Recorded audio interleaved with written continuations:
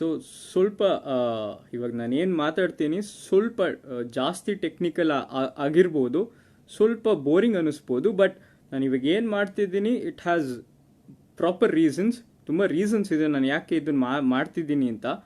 So ನಾನು ಅದನ್ನು ಮಾತಾಡ್ತಾ ಎಕ್ಸ್ಪ್ಲೇನ್ ಮಾಡ್ಕೊಂಡು ಹೋಗ್ತೀನಿ ನಿಮಗೆ. ನಾನು ಯಾಕೆ ಇದನ್ನು ಪರ್ಟಿಕ್ಯುಲರಾಗಿ ನಾನು ಹೇಳಿದೆ, ಇದನ್ನು ಪರ್ಟಿಕ್ಯುಲರಾಗಿ ಯಾಕೆ ತೊಗೊಂಡೆ ಅಂತ ನಾನು ಹೇಳ್ತೀನಿ. ಸ್ವಲ್ಪ ಅಡ್ಜಸ್ಟ್ ಮಾಡ್ಕೊಳ್ಳಿ, ನಂಗೆ ಅರ್ಥ ಆಗುತ್ತೆ. ಸ್ವಲ್ಪ ಎಲ್ಲರಿಗೂ ಟೆಕ್ನಿಕಲಾಗಿ ಅಷ್ಟು ಅರ್ಥ ಆಗಲ್ಲ ಅಂತ, ಬಟ್ ರೀಸನ್ಸ್ ನನಗೆ ಆದಷ್ಟು ನಾನು ಟೆಕ್ನಿಕಲಾಗಿ ಅರ್ಥ ಮಾಡೋಕ್ಕೆ ಟ್ರೈ ಮಾಡ್ತೀನಿ. ಸೊ ಓಕೆ, ಸ್ಟಾರ್ಟ್ ಮಾಡೋಣ. ಸೊ ತುಂಬ ಮೆಸೇಜಸ್ ಬಂತು, ತುಂಬ ಅಂದರೆ ತುಂಬ ಬಂತು. ಆ್ಯಂಡ್ ಅದರೊಳಗೆ ಕಾಮನ್ ಕ್ವೆಶ್ಚನ್ಸ್ ಬಂದಿದ್ದು 3. ಒಂದು ಬಂದು, ಸರ್ ನಿಜವಾಗ್ಲೂ ರಿಸರ್ಚ್ ನಡೆದಿದ್ಯಾ? ಸೆಕೆಂಡ್ ಒನ್, ಸರ್ ಮೇಲ್ ಬಂತಾ? ಥರ್ಡ್ ಒನ್, ಸರ್ ಒಬ್ಬ ರಿಸರ್ಚರ್ ಇವಾಗ ಅವರು ನಿಜವಾಗ್ಲೂ ಏನಾದರೂ ಮಾಡಿದ್ರು ಅದು ಕನ್ಸಿಡರ್ ಆಗುತ್ತಾ, ನಾವು ಹೇಗೆ ನಂಬೋದು ಅಂತ. ಸೊ ಫಸ್ಟಿಂದ ಸ್ಟಾರ್ಟ್ ಮಾಡೋಣ. ಫಸ್ಟ್ ಇಸ್ ರಿಸರ್ಚ್ ನಡೆದಿದ್ಯಾ? ನಾನು ಕೇಳಿದ್ರೆ my answer is no, flat no. ಯಾವುದೇ ತರಹದ ವ್ಯಾಲಿಡೇಟೆಡ್ ರಿಸರ್ಚ್ ನಡೆದಿಲ್ಲ. ಸರ್ ನೀವು ಹೇಗೆ ಹೇಳ್ತೀರಾ, ನೀನು ಹೇಗೆ ಹೇಳ್ತೀಯ ಗುರು ರಿಸರ್ಚ್ ನಡೆದಿಲ್ಲ ಅಂತ? ಅಲ್ಲಿ ಭಾಷಣ ಇದೆ, ಒಂದು ಸೂಪರ್ಸಾನಿಕ್ ಸ್ಪೀಡಲ್ಲಿ ಹೋಗ್ತಿರೋ ಆಕ್ಟಾಕಾಪ್ಟರ್ ಅಂದರೆ 8 ಭುಜಗಳಿರುವ ಒಂದು ಡ್ರೋನ್ ಅಷ್ಟೇ ಆಕ್ಟಾಕಾಪ್ಟರ್ ಅಂದರೆ. ಅದೇ ಥರ ಕ್ವಾಡ್ ಅಂದರೆ 4, ಹೆಕ್ಸಕಾಪ್ಟರ್ ಅಂದರೆ 6 ಭುಜಗಳಿರುವ ಯಂತ್ರ, ಅಷ್ಟೇ ಡಿಫ್ರೆನ್ಸು. ಸೊ ಸೂಪರ್ಸಾನಿಕ್ ಸ್ಪೀಡಲ್ಲಿ ಅದು ಹೋಗ್ತಿದ್ಯಂತಲ್ಲ, ಅದು ಯಾರೂ ಮಾಡಿಲ್ವಂತಲ್ಲ, ಅದಕ್ಕೆ ಒಂದು ಪೇಟೆಂಟು ಬರ್ಬೋದಲ್ಲ. ಯಾಕೆ ಇಲ್ಲ ಅಂತ ಹೇಳ್ತಿದ್ಯಾ? ಅದು ರಿಸರ್ಚ್ ಅಲ್ವಾ? ಯಾಕದು ರಿಸರ್ಚ್ ಅಲ್ಲ ಅಂತ ಹೇಳ್ತಿದ್ಯಾ ಅಂದರೆ, ನಂದು ಸ್ಪೆಷಲೈಸೇಷನ್ ಬಂದ್ಬಿಟ್ಟು ಹೈ ಸ್ಪೀಡ್ ಫೆನಾಮಿನಾ. ಹಂಗಂದ್ರೆ ಇವಾಗ ನಾವು ಸ್ಪೀಡ್ ಬಗ್ಗೆ ಮಾತಾಡಿದ್ರೆ 4 ರೆಜಿಮ್ಸ್ ಬರುತ್ತೆ, 4 ಲೆವೆಲ್ಗಳು. ಒಂದು ಸಬ್ಸಾನಿಕ್ ಅಂತ ಬರುತ್ತೆ, ಒಂದು ಟ್ರಾನ್ಸಾನಿಕ್ ಅಂತ ಬರುತ್ತೆ, ಒಂದು ಸೂಪರ್ಸಾನಿಕ್ ಅಂತ ಬರುತ್ತೆ, ಒಂದು ಹೈಪರ್ಸಾನಿಕ್ ಅಂತ ಬರುತ್ತೆ.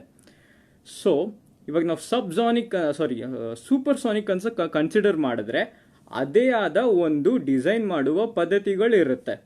ಇವಾಗ ನಾನು ಒಂದು ಸೂಪರ್ಸಾನಿಕ್ ಸ್ಪೀಡಲ್ಲಿ ಹಾರುವ ಯಂತ್ರವನ್ನು ನಾನು ಡಿಸೈನ್ ಮಾಡಬೇಕು ಅಂದರೆ ನಾನು ಫಸ್ಟು ಡಿಸೈನ್ ಮಾರ್ಕ್ ನಂಬರ್ ಅಂತ ಕನ್ಸಿಡರ್ ಮಾಡ್ತೀನಿ. ಮಾರ್ಕ್ 2 ಇಂದ ಮೇಲ್ ಹೋಗುವ ಎಲ್ಲ ಯಂತ್ರಗಳಿಗೆ ನಾವು ಸೂಪರ್ಸಾನಿಕ್ ವೆಹಿಕಲ್ಸ್ ಅಂತ ಕರಿತೀವಿ. So design mark number 1 consider ಮಾಡ್ತೀನಿ. ಸೆಕೆಂಡ್ ಬರೋದು ನಂದು ವಿಸ್ಕಾಸಿಟಿ ಕನ್ಸಿಡರ್ ಮಾಡ್ತೀನಿ, ಟೆಂಪರೇಚರ್ ಕನ್ಸಿಡರ್ ಮಾಡ್ತೀನಿ, ಪ್ರೆಷರ್ ಕನ್ಸಿಡರ್ ಮಾಡ್ತೀನಿ. ಸೊ ಈ ವೇರಿಯಬಲ್ಸ್ನ ನಾನು ಏನು ಮಾಡ್ತೀನಿ ಅಂದರೆ ಈಕ್ವೇಷನ್ಸ್ ಬರುತ್ತೆ, ಗವರ್ನಿಂಗ್ ಈಕ್ವೇಷನ್ಸ್ ಅಂತ ನಾವು ಕರಿತೀವಿ. ಈ ಈಕ್ವೇಷನ್ಸಲ್ಲಿ ನಾವು ಅದನ್ನು ಇನ್ಕಾರ್ಪೊರೇಟ್ ಮಾಡ್ತೀವಿ. ಹಂಗಾದರೆ ನಮಗೆ ಸಿಕ್ಕಿರೋ ವ್ಯಾಲ್ಯೂಸ್ನ ಅದಕ್ಕೆ ರೀಪ್ಲೇಸ್ ಮಾಡ್ತೀವಿ ಅಷ್ಟೇ. ಸೊ ಅದರಿಂದ ನಮಗೆ ಒಂದು ಶೇಪ್ ಬರುತ್ತೆ, ಸೂಪರ್ಸಾನಿಕ್ ಬಾಡಿ ಬರುತ್ತೆ.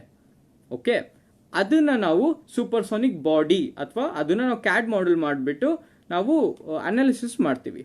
ಸೊ ಡ್ರೋನ್ ಯಾಕೆ ಆಗಲ್ಲ, ಡ್ರೋನ್ ಯಾಕೆ ಸೂಪರ್ಸಾನಿಕ್ ಸ್ಪೀಡಲ್ಲಿ ಹೋಗೋಕ್ಕಾಗಲ್ಲ ಅಂದರೆ, ನೀವು ಯಾವುದೇ ಒಂದು ಸೂಪರ್ಸಾನಿಕ್ ಬಾಡಿ ಎಕ್ಸ್ಟ್ರೂಡ್ ಮಾಡಿದ್ರು, ಸೊ ಪ್ಲೀಸ್ ಒನ್ ರಿಕ್ವೆಸ್ಟ್, ಯಾರು ಕಾಲ್ ಮಾಡೋಕ್ಕೆ ಹೋಗಬೇಡಿ, ವಿಡಿಯೋ ಕಾಲ್ದೆಲ್ಲ ಮಾಡೋಕ್ಕೆ ಹೋಗಬೇಡಿ, ಇಂಟ್ರಪ್ಟ್ ಆಗುತ್ತೆ ನನಗೆ.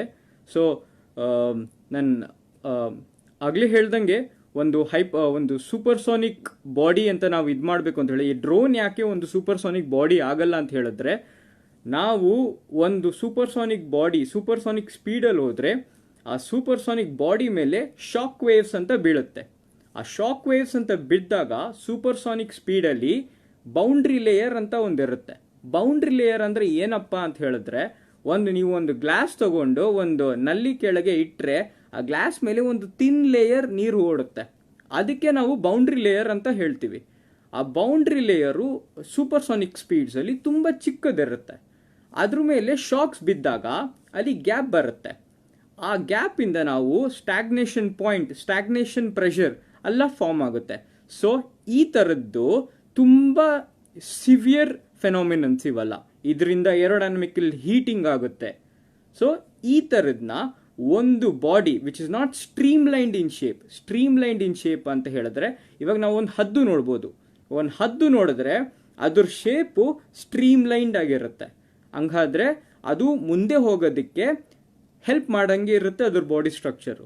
ಸಿಮಿಲರ್ಲಿ ಒಂದು ಸೂಪರ್ಸಾನಿಕ್ ಬಾಡಿ ಎಲ್ಲ ಅದರಿಂದ ಆ ಈಕ್ವೇಷನ್ ಇಂದ ಬರುವಂಥ ಎಲ್ಲ ಬಾಡೀಸನ್ನು ಅದೇ ಥರ ಸ್ಟ್ರೀಮ್ಲೈನ್ಡ್ ಆಗೇ ಇರಬೇಕು.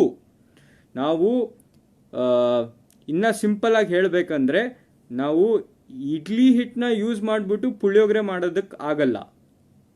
ಇಡ್ಲಿ ಹಿಟ್ಟು ಇರೋದು ಇಡ್ಲಿ ಮಾಡೋದಕ್ಕೆ. ಸೊ ಅದು ಇದಕ್ಕೆ ಮ್ಯಾಚ್ ಇಲ್ಲ. ಸೊ ಸೂಪರ್ಸಾನಿಕ್ ಸ್ಪೀಡಲ್ಲಿ ಡ್ರೋನ್ ಹೋಗುತ್ತಾ? ಇದು ಚಾನ್ಸೇ ಇಲ್ಲ. ಸೂಪರ್ಸಾನಿಕಲ್ಲಿ ಈ ಥರ ಡ್ರೋನ್ ಹೋಗೋದಕ್ಕೆ ಚಾನ್ಸೇ ಇಲ್ಲ. ನಾವು ಈ ಡ್ರೋನ್ಸ್ ಎಲ್ಲ ಸಬ್ಸಾನಿಕ್ ಸ್ಪೀಡ್ಸಲ್ಲಿ ಬರುತ್ತೆ. ಸಬ್ಸಾನಿಕ್ ಸ್ಪೀಡ್ಸಲ್ಲಿ ನಾವು ಕನ್ಸಿಡರ್ ಮಾಡೋದು ಲ್ಯಾಮಿನಾರ್ ಫ್ಲೋ ಮತ್ತು ಟರ್ಬ್ಯುಲೆಂಟ್ ಫ್ಲೋ ಅಂತ ಇರುತ್ತೆ.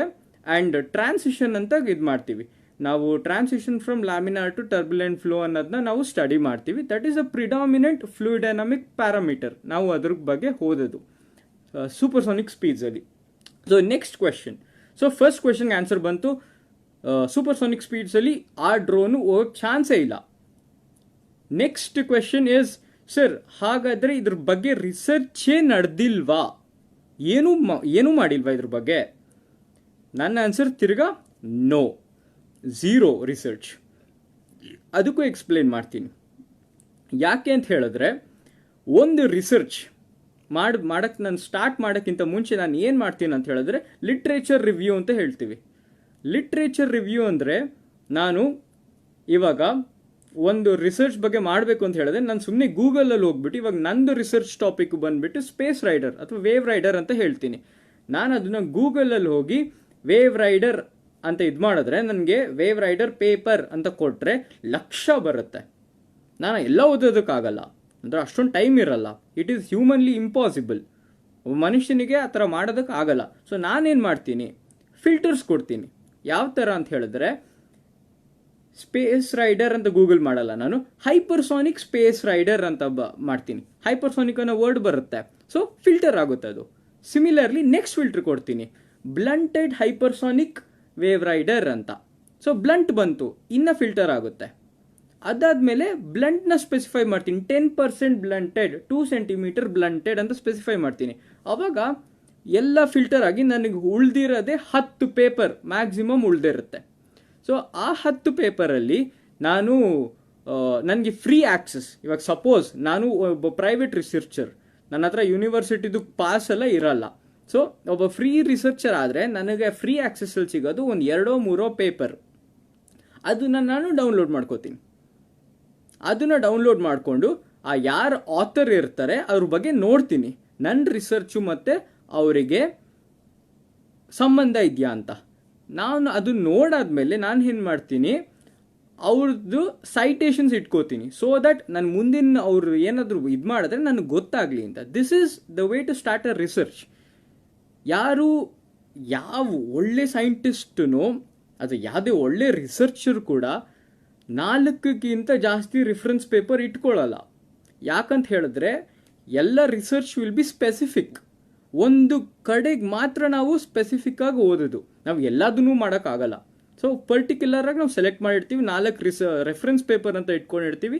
ಆ್ಯಂಡ್ ನೆಕ್ಸ್ಟ್ ಇದಕ್ಕೆ ಹೋಗ್ತೀವಿ. ಸೊ ನೆಕ್ಸ್ಟ್ ಪ್ರೊಸೀಜರ್ ಬಂದುಬಿಟ್ಟು, ಒಂದು ಡ್ರೋನ್, ಮಗ ನೀನು ಹೆಂಗೆ ಒಂದು ಡ್ರೋನ್ ಮಾಡ್ತೀಯಾ ಅಂತ ಕೇಳಿದ್ರೆ, drone is a team effort. ಡ್ರೋನ್ನ ಒಂದು ಕಾಂಪ್ಲೆಕ್ಸ್ ಒಂದು ನಾರ್ಮಲ್ ಡ್ರೋನ್ ಇದು ಮಾಡಬೇಕಂದ್ರೆ it is a team effort.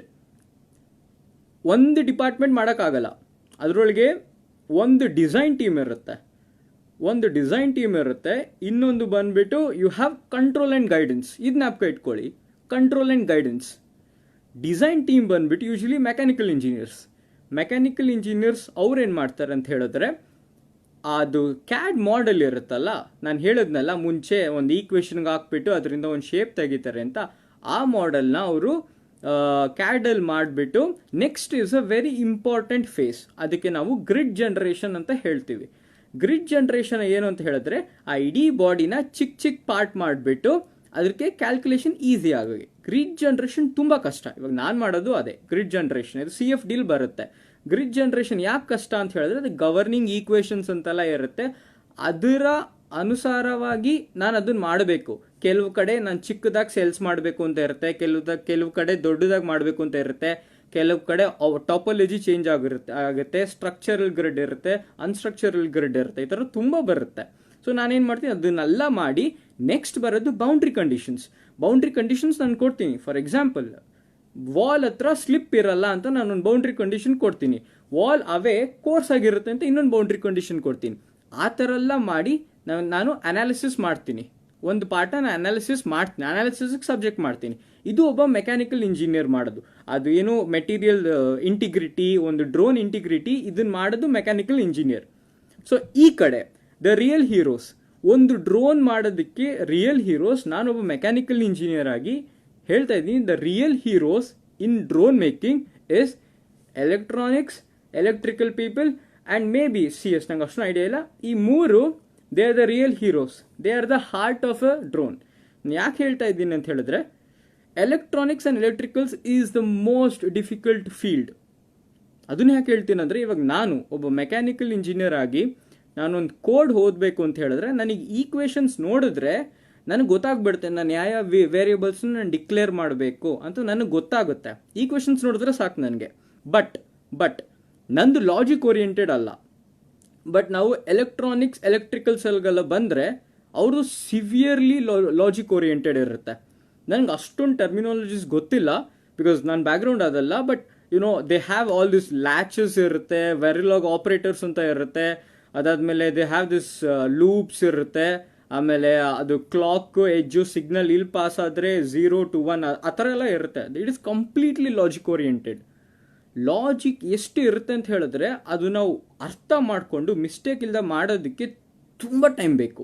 ಇವಾಗಲೂ ಎಷ್ಟೊಂದು ಜನ ತುಂಬ ಹೈ ಪೋಸ್ಟಲ್ಲಿರೋರು ಇವಾಗಲೂ ಮಿಸ್ಟೇಕ್ ಮಾಡ್ತಾರೆ. ಈ ಥರ ಲಾಜಿಕ್ನ ತಿಳ್ಕೊಂಡು ನಾವು ಪ್ರೋಗ್ರಾಮಿಂಗ್ ಸ್ಟಾರ್ಟ್ ಮಾಡ್ತೀವಿ. ಈ ಎಲ್ಲ ಲಾಜಿಕ್ನ ತಿಳ್ಕೊಂಡು ನಾವು ಒಂದು ಡ್ರೋನ್ ಪ್ರೋಗ್ರಾಮಿಂಗ್ನ ಸ್ಟಾರ್ಟ್ ಮಾಡ್ತೀವಿ.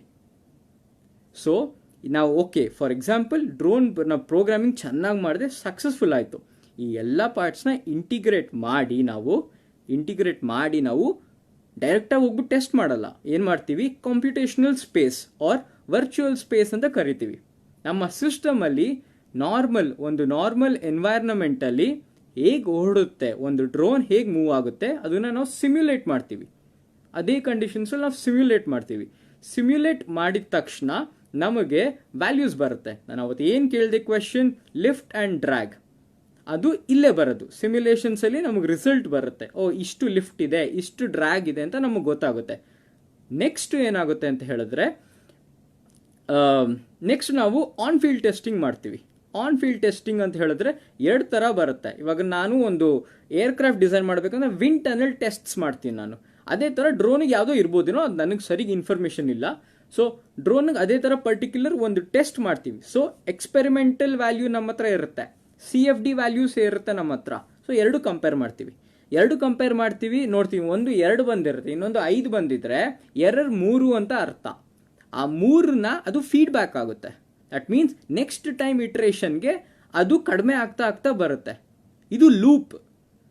ದಿಸ್ ಇಸ್ ದ ಲೈಕ್ ಒಂದು ನಾರ್ಮಲ್ ಡ್ರೋನ್ ಮಾಡಬೇಕಂದ್ರೆ ಇಷ್ಟೆಲ್ಲ ಪ್ರೊಸೆಸ್ ಇರುತ್ತೆ. ನಾನು ಸಿಂಪಲ್ ಆಗಿ ಹೇಳಿದ್ದೀನಿ, ಬಟ್ ಒಂದೊಂದು ಪ್ರೊಸೆಸ್ಸು ತುಂಬ ಕಷ್ಟ, ತುಂಬ TDS, ತುಂಬ ಟೈಮ್ ತಗೊಳುತ್ತೆ. ಯಾವುದು ಒಂದಿನದಲ್ಲಿ ಆಗೋವಂಥದ್ದಲ್ಲ. ಸೊ ನೆಕ್ಸ್ಟ್ ಕ್ವೆಶನ್ ಏನಂತ ಹೇಳಿದ್ರೆ, ದ ಮೋಸ್ಟ್ ಇಂಪಾರ್ಟೆಂಟ್ ಕ್ವೆಶನ್ ಎಲ್ಲರೂ ವೇಟ್ ಮಾಡ್ತಿರೋದು, ಸರ್ ಮೇಲ್ ಬಂತಾ ಕ್ವೆಶನ್. ಸೊ ನನಗೆ ಯಾವುದೇ ತರಹದ ಮೇಲ್ ಕೂಡ ಬಂದಿಲ್ಲ, ಅದು ಬರುವುದಿಲ್ಲ. ಅದು ಬಂದರೂ ನಾನು ಎಕ್ಸೆಪ್ಟ್ ಮಾಡುವುದಿಲ್ಲ. ಯಾಕೆ ಅಂತ ಹೇಳಿದ್ರೆ, ನಾನು ಫಸ್ಟೇ ಹೇಳಿದೆ, ಇದೆಲ್ಲ ಜನರಲ್ ನಾಲೆಜ್ ಅಲ್ಲ. ಒಬ್ಬ ವ್ಯಕ್ತಿಗೆ 170 IQ ಇದ್ರೂ ಸ್ಕಿಲ್ ಇಲ್ಲ ಅಂದರೆ, ಈ ಥರ ಬ್ಯಾಕ್ಗ್ರೌಂಡ್ ಇಲ್ಲ ಅಂದರೆ, ಇವಾಗ ನಾನು ನಿಮ್ಮ ಹತ್ರ ಇಷ್ಟೊಂದು ಮಾತಾಡ್ತಿದ್ದೀನಿ ಅಂತ ಹೇಳಿದ್ರೆ, ನಾನು ಟೆಕ್ನಿಕಲ್ ಬಗ್ಗೆ ನೋಡಿ ಇಷ್ಟು ದೊಡ್ಡ ಬುಕ್ ಓದಿರ್ಬೇಕು ನಾನು, ಇಷ್ಟು ನಾನು ಕಂಫರ್ಟಬಲ್ ಆಗಿ ನಿಮ್ಮ ಹತ್ರ ಮಾತಾಡಬೇಕು ಅಂತ ಹೇಳಿದ್ರೆ, ದಟ್ ಈಸ್ ರಿಸರ್ಚ್. ಆ ಥರ ಇಷ್ಟು ಓದ್ಬಿಟ್ಟು ನಾನು ಮಿಸ್ಟೇಕ್ಸ್ ಮಾಡ್ತೀನಿ, that means I am not perfect. ಅದೇ ಥರ ಯಾವುದೇ ಒಂದು ಬ್ಯಾಕ್ಗ್ರೌಂಡ್ ಇಲ್ಲದೆ ಒಂದು ಜನರಲ್ ನಾಲೆಡ್ಜ್ ಮೇಲೆಲ್ಲ ಇದನ್ನು ಮಾಡೋಕ್ಕಂತೂ ಸಾಧ್ಯ ಇಲ್ಲ. ಸ್ಕಿಲ್ ಬೇಕು, ಸ್ಕಿಲ್ ಈಸ್ ಇಂಪಾರ್ಟೆಂಟ್. ಸ್ಕಿಲ್ ಇಲ್ಲದೆ ಮಾಡೋಕ್ಕಾಗಲ್ಲ. ಆಮೇಲೆ ಒಂದು ವರ್ಷದಲ್ಲಿ ಮಾಡುವಂಥದ್ದ ಕೆಲಸಗಳಲ್ಲ ಇದು, ಒಬ್ಬನಿಗಲ್ಲ ಆಗೋದೇ ಇಲ್ಲ ಇದು. It is completely inhumane. ಚಾನ್ಸೇ ಇಲ್ಲ ಇದು. ಅದಾದ ನಾನು ಯಾಕೆ ಇಷ್ಟೊಂದು ಕಂಫರ್ಟಬಲ್ ಆಗಿ ಹೇಳ್ತಾ ಇದ್ದೀನಿ ಅಂತ ಹೇಳಿದ್ರೆ ನನಗೆ ಗೊತ್ತು. And next question. So second question clear ಆಯಿತು. ನನಗೆ ಯಾವುದೇ ಮೇಲ್ ಬಂದಿಲ್ಲ, ಬರೋದೂ ಇಲ್ಲ, ಅದು ನಾನು ಎಕ್ಸೆಪ್ಟು ಮಾಡಲ್ಲ. ಬಿಕಾಸ್ ಒಬ್ಬ ವ್ಯಕ್ತಿ ಒಂದು ಸಿಂಪಲ್ ಕ್ವೆಶನ್ಗೆ ಆನ್ಸರ್ ಮಾಡೋಕ್ಕೆ ಆಗ್ತಿಲ್ಲ, ಅದಾದಮೇಲೆ ನನಗೊಂದು 10 ದಿನ ಆದಮೇಲೆ ನನಗೆ ಅದಕ್ಕೆ ಆನ್ಸರ್ ಬಂತು ಅಂತ ಹೇಳಿದ್ರೆ ಯಾರು ಎಕ್ಸೆಪ್ಟ್ ಮಾಡ್ತಾರೆ ಅದನ್ನು? So that being side, next question ನನಗೆ ಬಂದಿದ್ದು, ಸರ್ ನೆಕ್ಸ್ಟ್ ಒಬ್ಬ ರಿಸರ್ಚ್ ಆಗಿ ಒಬ್ಬ ರಿಸರ್ಚರ್ ಇವಾಗ ಏನೋ ಒಂದು ಇನೋವೇಷನ್ ಮಾಡಿದೆ. ಇವಾಗ ರಿಸರ್ಚರ್ ಫೀಲ್ಡ್ಗೆ ಒಂದು ಬ್ಲ್ಯಾಕ್ ಲೇಬಲ್ ಇದೆ. ತುಂಬ ರಿಸರ್ಚರ್ಸ್ ತುಂಬ ಆ್ಯಂಗ್ರಿಯಿಂದ ಇವಾಗ ಆಸ್ಟ್ರೇಲಿಯಾ, US ಇಂದ ಅಲ್ಲಿ ಕೆಲಸ ಮಾಡ್ತಿರೋರು ಪೋಸ್ಟ್ ಡಾಕ್ಸ್ ಎಲ್ಲ ನನಗೆ ಕಾಲ್ ಮಾಡಿ ಹೇಳಿದ್ರು, ಇವಾಗ ನಾವೇನಾದರೂ ಒಂದು ಇನೋವೇಷನ್ ಮಾಡಿದ್ರೆ ನಮಗೆ ಅಪ್ರಿಸಿಯೇಷನ್ ಸಿಗುತ್ತಾ ಇಲ್ವಾ ಅಂತ. ನಾನು ಓದಿದ್ದು, ನನ್ನ ಸ್ಕೂಲ್ ಬಂದು ಕೇಂಬ್ರಿಡ್ಜಲ್ಲಿ ನಾನು ಓದಿದ್ದು. ನಾನು 5th ಸ್ಟ್ಯಾಂಡರ್ಡಲ್ಲಿ ಇರಬೇಕಾದ್ರೆ ನನಗೊಂದು ಫಂಟಾಸ್ಟಿಕ್ ಟೀಚರ್ ಇದ್ದರು. ಅವರೇ ಇಲ್ಲಿವರೆಗೂ ಇಷ್ಟು ಮಾತಾಡ್ತಾ ಇದ್ದೀನಿ ಅಂತ ಹೇಳಿದ್ರೆ ಅವರೇ ಅದಕ್ಕೆ ಇನ್ಸ್ಪಿರೇಷನು. ಅವ್ರ ಹೆಸರು ಹೇಮಲತಾ ಅಂತ. ಅವ್ರ ಸೈನ್ಸ್ ಕ್ಲಾಸಲ್ಲಿ ನನಗೆ ಯಾವಾಗಲೂ ಎಲ್ಲರಿಗೂ ಹೇಳ್ತಾ ಇದ್ರು, every science class should have 2 important question, why and how. ನಾನು ಯಾಕೆ ಇದನ್ನು ಹೇಳ್ತಾ ಇದ್ದೀನಿ ಅಂದರೆ, ನಾವು ಏನೇನು ರಿಸರ್ಚ್ ಮಾಡ್ತೀವಿ, 2 ವರ್ಷ 3 ವರ್ಷ ನಾವು ಏನು ಕುತ್ಕೊಂಡು ಮಾಡ್ತೀವಿ, ನಮಗೆ ತೋರಿಸ್ಕೊಳ್ಳೋದಕ್ಕಿರೋದು 5 ಪೇಜು. ಅಬ್ಸ್ಟ್ರಾಕ್ಟಿಂದ ಹಿಡಿದು ರಿಸಲ್ಟ್ವರೆಗೂ ಅಷ್ಟೇ ನಾವು ತೋರ್ಸೋಕ್ಕಾಗೋದು. ಯಾರಾದರೂ ಅದು ನೋಡಿಬಿಟ್ಟು ನೀನು ಒಂದು ಮಿಸ್ಟೇಕ್ ಮಾಡಿದ್ಯಾ ರಿಸರ್ಚಲ್ಲಿ, ಸ್ವಲ್ಪ ಕರೆಕ್ಟು, ಇನ್ನೂ ಸ್ವಲ್ಪ ಅಥವಾ ಜಾಸ್ತಿ ಕರೆಕ್ಟು, ಸ್ವಲ್ಪ ತಪ್ಪು ಅಂತ ಇಲ್ಲ, ತಪ್ಪು ಅಷ್ಟೇ. ನೀವು ಸ್ವಲ್ಪ ತಪ್ಪಾಗ್ಬಿಟ್ಟು ರಿಸರ್ಚಲ್ಲಿ ಕೊಟ್ಟರೆ it is like complete zero, ನಿನಗೇನೂ ಬರಲ್ಲ, ನೀನು ಮಾಡಿದ್ದೆಲ್ಲ ವೇಸ್ಟು ಅನ್ನೋದು. ಸೊ ಯಾವುದೇ ರಿಸರ್ಚರ್ಗೆ ನೀವು ಹೋಗ್ಬಿಟ್ಟು, ಸರ್ ಇದು ಹೇಗೆ ಮಾಡಿದ್ರಿ, ಇದು ಯಾತಕ್ಕೆ ಮಾಡಿದ್ರಿ ನೀವು ಅಂತ ಕೇಳಿದ್ರೆ ಅವರು ತುಂಬ ಖುಷಿಯಿಂದ ನಿಮಗೆ ತಲೆ ಕೆಟ್ಟೋಗೋವರೆಗೂ ಎಕ್ಸ್ಪ್ಲೇನ್ ಮಾಡ್ತಾರೆ. ಅವರು ನಿಜವಾದ ರಿಸರ್ಚರ್ಸ್. ನೀವೇ ಅನ್ಕೊಬೇಕು ಯಾಕಪ್ಪ ನಾವು ಈ ಕ್ವೆಶನ್ಸ್ ಕೇಳಿದ್ರಿ ಅಂತ. ಬಿಕಾಸ್ ಅವ್ರಿಗೆ ಏನಂದರೆ ತುಂಬ ಕೆಲಸ ಮಾಡಿರ್ತಾರೆ ಅದ್ರ ಬಗ್ಗೆ, ಎಕ್ಸ್ಪ್ಲೇನ್ ಮಾಡೋಕ್ಕೆ ಟೈಮ್ ಸಿಗೋಲ್ಲ. ಒಂದು ಕಾನ್ಫರೆನ್ಸ್ಗೆ ಹೋದರೆ 5 ನಿಮಿಷದಲ್ಲಿ ಮುಗಿಸಿ ಅಂತ ಹೇಳ್ತಾರೆ. So that is the only ego that we have, that ಯಾರೋ ನಮಗೆ ನಾವು ಮಾಡಿದ ಬಗ್ಗೆ ಕೇಳ್ತಾರೆ, ಯಾರೋ ನಮ್ಮನ್ನ ಸೈಟ್ ಮಾಡ್ತಾರೆ, ನಮ್ಮ ಮಾಡಿರೋ ರಿಸರ್ಚ್ ಬಗ್ಗೆ ಯಾರೋ ಒಬ್ಬರು ಕೇಳ್ತಾರೆ, ಅಷ್ಟೇ ಇರೋದು. So that being said, so mostly ಇದು ನನ್ನ ಒಪಿನಿಯನ್ ಅಂತ ನಾನು ಹೇಳ್ತಿಲ್ಲ. So I think most engineering background ಇರೋರು I think they will agree with me. ನಾನು ಇವಾಗ ಹೇಳಿರೋದು ನಾನು ಟೆಕ್ನಿಕಲಾಗಿ ನಾನು ಏನು ಹೇಳಿದ್ನೋ ಅದ್ರ ಜೊತೆ ನೀವು ಅಗ್ರಿ ಮಾಡ್ತೀರಾ ಅಂತ ಅಂದ್ಕೊಂಡಿದ್ದೀನಿ. And coming to the other side, which I literally ನನಗೆ ಹೋಗೋಕ್ಕೆ ಇಷ್ಟ ಇರಲಿಲ್ಲ, but with a heavy heart, from 2 days before, ಎರಡು ದಿನ ಹಿಂದೆ ನಾನು ಯಾರು ಅಂತಲೂ ಯಾರಿಗೂ ಗೊತ್ತಿರಲಿಲ್ಲ. ಐ ವಾಸ್ ಅ ನೋ ಬಡಿ. ನಾನು ಇಷ್ಟು ಮಾತಾಡ್ತಿದ್ದೀನಿ, ನಾನು ಇವಾಗ ಮಾತಾಡೋದಕ್ಕೆ ನನಗೆ ಅಷ್ಟು ಯೋಗ್ಯತೆ ಇದೆಯೋ ಅಥವಾ ಅರ್ಹತೆ ಇದೆಯೋ ನನಗೆ ಗೊತ್ತಿಲ್ಲ. ಬಟ್ ಮೊನ್ನೆಯಿಂದ ನನಗೆ ಯಾರೋ ಅಣ್ಣ, ಮಗ, ಮಚ್ಚ, ಅಣ್ಣ ಆ ಥರ ಎಲ್ಲ ಹೇಳಿದ್ರು. ನಂಗೆ ತುಂಬ ಖುಷಿ ಆಯಿತು. ಲೈಫಲ್ಲಿ ನನಗೆ ತುಂಬ ದೊಡ್ಡ ಫ್ಯಾಮಿಲಿ ಸಿಗ್ತೇನೋ ಅಷ್ಟು ಖುಷಿ ಆಯಿತು. ಆ್ಯಂಡ್ ಲೈಕ್ ಒಂದು ಫೀಲಿಂಗ್ ಇದ್ದೇ ಇರುತ್ತೆ ದಟ್ ಒಬ್ಬನ ಬೀಳಿಂದ ನನ್ನ ಏಳಿಗೆ ಆಗ್ತಿದೆ ಅಂತ. ಅದು ಇದ್ದೇ ಇದೆ. ಬಿಕಾಸ್ ನನಗೆ ಒಬ್ಬರು ಮೆಸೇಜ್ ಮಾಡಿದ್ರು. ಅವ್ರು ನನಗೆ ಹೇಳಿದ್ರು ಲೈಕ್ ಅವ್ರ ಸನ್ ಎಕ್ಸ್ಪೈರ್ ಆಗಿದ್ದಾರೆ, ಲೈಕ್ ಅವನು ಇಂಜಿನಿಯರಿಂಗ್ ಸ್ಟೂಡೆಂಟ್ ಆಗಿದ್ದ. ಆ್ಯಂಡ್ ಅವ್ರು ನನಗೆ ಹೇಳಿದ್ರು ಮೋಸ್ಟ್ಲಿ ಅವ್ನು ಇದ್ದಿದ್ರೆ ಅವ್ನು ನಿಂತರನೇ ಮಾತಾಡ್ತಿದ್ನೇನೋ ಕೊಣೋ ಅಂತ. ನಂಗೆ ತುಂಬ ಅದು ಒಂಥರ ಹರ್ಟ್ ಆಯ್ತು ನನಗೆ. ಬಟ್ ದೆನ್ ಅಗೇನ್ ನಾನೇನು ಹೇಳ್ತಾ ಇದ್ದೀನಿ ಅಂದರೆ ಲೈಕ್ ಎಲ್ಲರಿಗೂ ನಾನು ಕನ್ನಡಿಗರಿಗೆ ನನ್ನ ನಿಜವಾಗ್ಲೂ ಇಲ್ಲಿವರೆಗೂ ನೀವು ದರ್ಶನ್ ಬರಲೇಬೇಕು, ನೀನು ಬರೋ ಗಂಟ ನಮಗೆ ಕನ್ಕ್ಲೂಷನ್ ಸಿಗಲ್ಲ ಅಂತ ಹೇಳ್ದವ್ರಿಗೆ ನಂದು ಒಂದೇ ರಿಕ್ವೆಸ್ಟ್ ಇರೋದು, ತಪ್ಪಾಗಿದೆ, ಪ್ಲೀಸ್ ಫರ್ಗಿವ್ ಮಾಡಿ. ಯಾಕೆ ಹೇಳ್ತಾ ಇದ್ದೀನಿ ಅಂದರೆ ಹೇಟ್ ಮಾಡೋದು ನಮ್ಮ ಗುಣ ಅಲ್ಲ. ನಾವು ಕನ್ನಡಿಗರು, ನಾವು ಹೇಟ್ ಮಾಡಬಾರದು. ತಪ್ಪು ನಡೆದಿದೆ. ಇಂಟ್ರೆಸ್ಟ್ ಇದ್ದರೆ ಅದ್ರ ಬಗ್ಗೆ ಓದಲಿ, ಡೈನಾಮಿಕ್ಸ್ ಓದಲಿ, ಮೆಕ್ಯಾನಿಕ್ಸ್ ಓದಲಿ, ಕೈನಾಮೆಟಿಕ್ಸ್ ಓದಲಿ, ಅಚೀವ್ ಮಾಡಲಿ, ಖುಷಿ. ನಾವು ನಮ್ಮ ಕರ್ನಾಟಕಕ್ಕೆ ಮಾಡದೆ ಬೇರೆ ಎಲ್ಲಿ ಮಾಡೋಕ್ಕೆ ಇದಾಗುತ್ತೆ. ಒಬ್ಬ ಕನ್ನಡಿಗ ಇಷ್ಟು ಒಂದು ವರ್ಲ್ಡ್ ಸ್ಟೇಜಲ್ಲಿ ರಿಪ್ರೆಸೆಂಟ್ ಮಾಡಿದ್ದಾನಂದರೆ ನಮಗೆ ಎಲ್ಲರಿಗೂ ಹೆಮ್ಮೆ ಆಗುತ್ತೆ. ಸೊ ಇನ್ನೊಂದು ಹೇಳೋಕ್ಕೆ ಇಷ್ಟಪಡ್ತೀನಿ. ನಾನು ಮೊನ್ನೆಯಿಂದ ತುಂಬ ಇಂಟರ್ವ್ಯೂಸ್ಗೆಲ್ಲ ಕರೆದಾಗ ನಾನು ರಿಜೆಕ್ಟ್ ಮಾಡಿದೆ. ಓನ್ಲಿ ರೀಸನ್ ಬೀಯಿಂಗ್ ಈ ಥರ ವಿಷಯ ಎಲ್ಲ ಸ್ಪ್ರೆಡ್ ಆಗಬಾರ್ದು. ಯಾಕಂದರೆ ಇದು ಜಾಸ್ತಿ ಸ್ಪ್ರೆಡ್ ಆಗ್ತಾ ನಮ್ಮ ಸ್ಟೇಟಿಗಿನ್ನ ವ್ಯಾಲ್ಯೂನೇ ಡೌನ್ ಆಗೋದು. ಸೊ ಇದೆಲ್ಲ ಸ್ಪ್ರೆಡ್ ಆಗಬಾರ್ದು. This should stop. ನಿಮಗೆ ಇವಾಗ ಕನ್ಕ್ಲೂಷನ್ ಸಿಕ್ಕಿದೆ ಅಂತ ಅನ್ಕೋತೀನಿ. ನೀವು ಕೇಳ್ದಂಗೆ ದರ್ಶನ್ನೇ ಬಂದು ಮಾತಾಡಿರೋದು. ಟೆಕ್ನಿಕಲ್ ಆಗಿ ಮೆಕ್ಯಾನಿಕಲಲ್ಲಿ ನಾನು ತಪ್ಪು ಮಾಡಿರಲ್ಲ, ನನಗೆ ಗೊತ್ತು, ನಾನು ರಿಸರ್ಚ್ ಅದು ಎಲೆಕ್ಟ್ರಾನಿಕ್ಸ್ ರಿಲೇಟೆಡ್. ನಾನು ಏನೋ ತಪ್ಪು ಹೇಳಿದ್ರೆ ಸೊ ನೀವು ನನ್ನ ಕರೆಕ್ಟ್ ಮಾಡಿ, ಈ ಥರ ಮಾಡು, ಈ ಥರ ಕಣೋ, ನೀನು ಹೇಳಿದ ತಪ್ಪು ಅಂತ ಇದು ಮಾಡಿ. I am very approachable. ನನ್ನ ಇನ್ಸ್ಟಾಗ್ರಾಮ್ ಹ್ಯಾಂಡಲ್ ಇದೆ ನಿಮ್ಮ ಹತ್ರ, so you can text me. Very happy. But ನಾನು ಕೇಳೋದು ಒಂದೇ ಇಷ್ಟು. ಆ್ಯಂಡ್ ಒಂದು ಹೇಳಬೇಕು,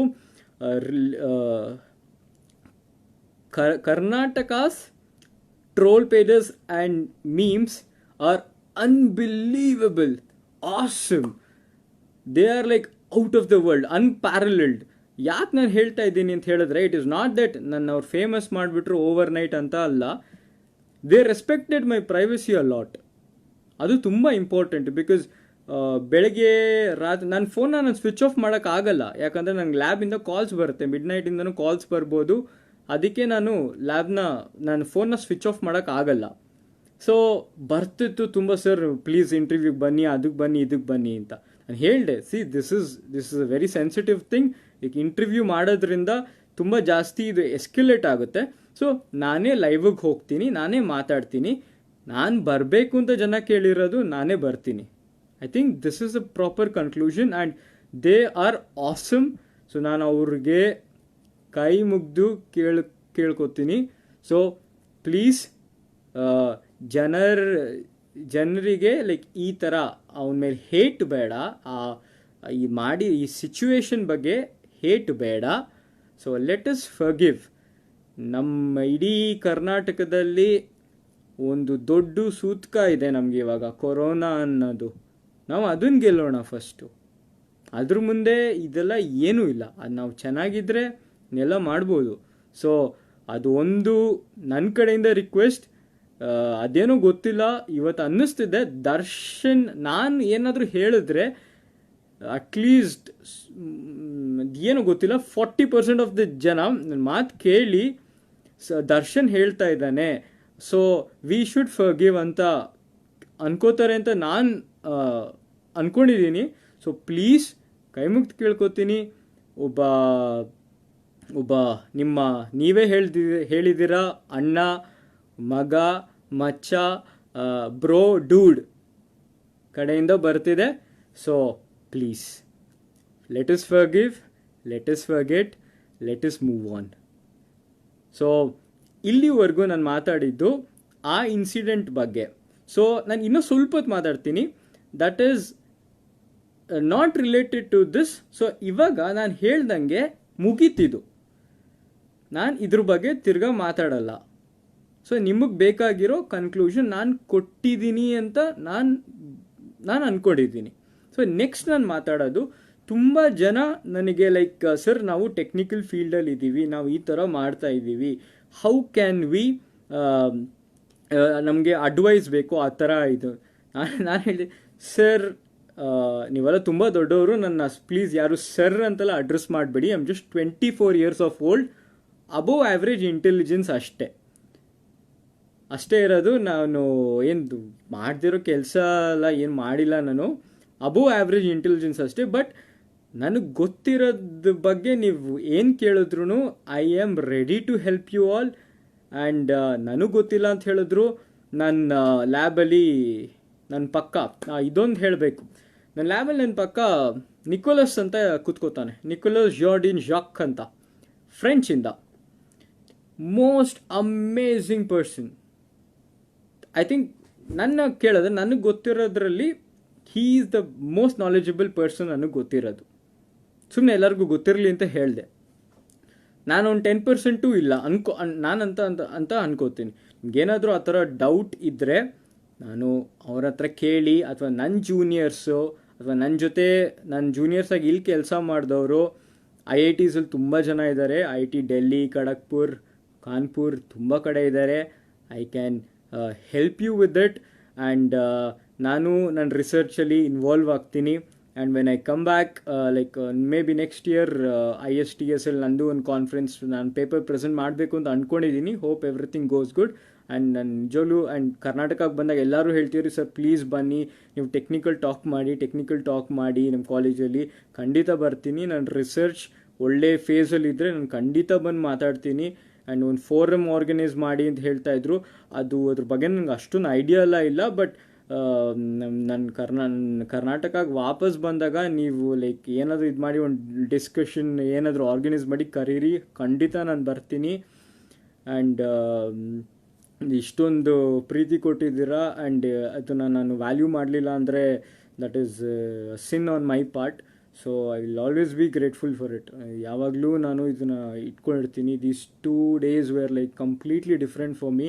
and I hope you support me. ಇದನ್ನು ಹಾಗೆ ಇಟ್ಕೊಳ್ಳಿ, ಮರಿಬೇಡಿ, ಅಷ್ಟೇ ಕೇಳೋದು. And with that being said, ಅದೇ ಲಾಸ್ಟಲ್ಲಿ ಇದೊಂದೇ ನಾನು ಕೇಳ್ಕೊಳ್ಳೋದು, ಲೆಟ್ಸ್ ಫರ್ಗೆಟ್ ದಿಸ್. ಇನ್ನೊಂದ್ಸತಿ ಇದ್ರ ಬಗ್ಗೆ ಮಾತಾಡಬೇಡಿ. ತಪ್ಪಾಗಿದೆ, ಆಗುತ್ತೆ. So let us forgive and forget. ಎಲ್ಲರ ಹತ್ರನೂ ಇದೇ ಕೇಳ್ಕೊಳ್ಳೋದು. ಆಮೇಲೆ ಈ ಕೊರೋನಾ ಅನ್ನೋದು ತುಂಬ ಹರಡ್ತಾ ಇದೆ. ಸೊ ಎಲ್ಲರೂ ಹುಷಾರಾಗಿರಿ, take care. And I hope you all a very happy life. So thank you all. ನಾನು ಇಲ್ಲಿಗೆ ನನ್ನ ಲೈವ್ ಸ್ಟ್ರೀಮ್ ಮುಗಿಸ್ತೀನಿ. Thank you all for coming. And have a good night. ಶುಭರಾತ್ರಿ. Thank you.